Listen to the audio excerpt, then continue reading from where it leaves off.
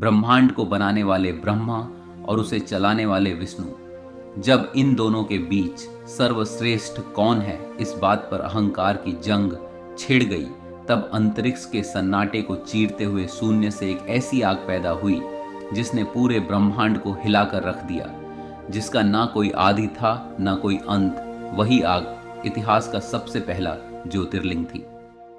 नमस्कार, स्वागत है आपका हमारी इस नई महाश्रृंखला में ज्योतिर्लिंग अनंत ऊर्जा के 12 केंद्र। आज हम एक ऐसी यात्रा शुरू करने जा रहे हैं जो विज्ञान, मनोविज्ञान और प्राचीन आध्यात्म के बीच के फासले को मिटा देगी। इस अनंत ब्रह्मांड में जहां समय की कोई शुरुआत नहीं है और अंतरिक्ष का कोई अंत नहीं है, वहां सब कुछ शून्यता से जन्म लेता है और अंततः उसी शून्यता में विलीन हो जाता है। सनातन धर्म में इस परम ऊर्जा को ही शिव कहा गया है। शिव का अर्थ ही है वह जो नहीं है और फिर भी जिसमें सब कुछ समाहित है। ज्योति का अर्थ है प्रकाश और लिंग का अर्थ है प्रतीक। लेकिन सवाल यह है कि वैराग्य और शून्यता के प्रतीक शिव इस पृथ्वी पर प्रकाश के स्तंभ के रूप में क्यों प्रकट हुए? इस रहस्य को समझने के लिए हमें समय के उस पार जाना होगा।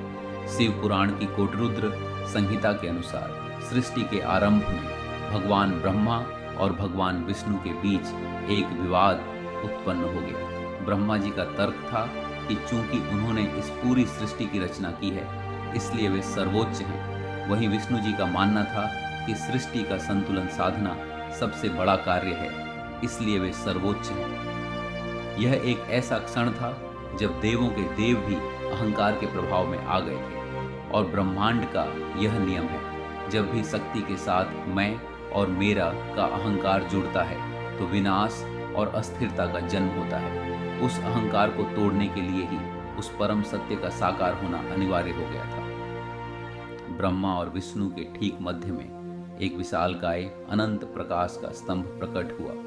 यह करोड़ों सूर्यों के समान चमकीला एक ऐसा ज्वाला स्तंभ था जिसका ना तो कोई आधार दिखाई दे रहा था और ना ही कोई शिखर।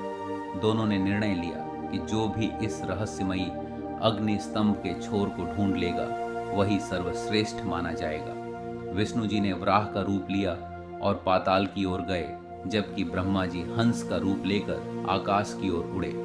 हजारों वर्षों की खोज के बाद विष्णु जी को यह गहरा दर्शन समझ में आ गया कि परम सत्य को नापा नहीं जा सकता।